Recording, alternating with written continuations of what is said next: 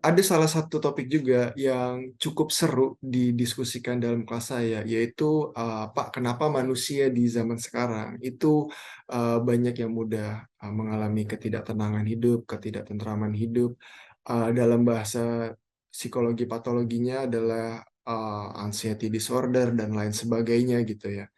Nah, kalau dalam kacamata psikologi mainstream, ya penyebabnya seperti peristiwa yang terjadi di masa lalu, faktor kepribadian seseorang, lalu faktor lingkungannya. Namun perlu digarisbawahi itu juga masih belum pasti. Berbeda kalau kita memandang dari sudut kacamata psikologi Islam gitu ya, bahwa ini ada keterkaitannya tentang jiwa kita, dan ini sudah pasti karena kita meyakini di dalam tubuh kita, di dalam tubuh fisik jasad kita itu ada jiwa, makanya kita bisa hidup gitu ya.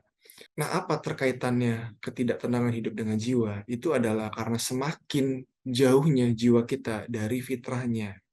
Yang dimaksud dengan fitrah adalah kondisi hakikat asal muasal jiwa kita diciptakan dalam tubuh kita. Bahwa fitrah kita, fitrah jiwa kita saat diciptakan itu suci, bersih, beriman, menyukai kebaikan, kebajikan, sehingga melahirkan ketenangan dan ketentraman. Jadi kita lahir, jiwa kita lahir itu dengan kondisi jiwa yang tenang dan tentram gitu ya.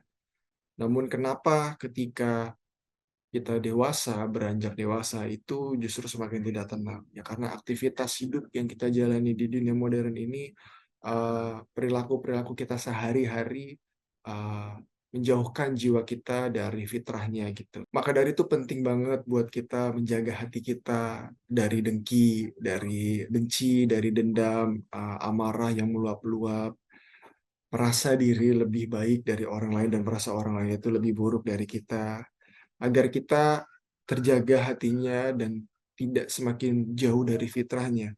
Tapi justru lakukanlah kebalikannya, yaitu dengan menebar kasih, menebar sayang, menebar damai, yang akan mendekatkan jiwa kita pada fitrahnya gitu. Makanya penelitian psikologi modern gitu ya, banyak memvalidasi orang-orang yang melakukan charity atau amal itu memiliki tingkat well-being yang jauh lebih baik ketimbang yang tidak gitu. Jadi orang-orang yang melakukan kebaikan itu subjektif well-being-nya jauh lebih bahagia lah ibaratnya gitu ya. Jadi daripada kita menebar benci, lebih baik kita menebar kasih sayang dan damai. Apalagi sudah mau bulan Ramadan, ya waktunya bersih-bersih jiwa kita juga gitu ya.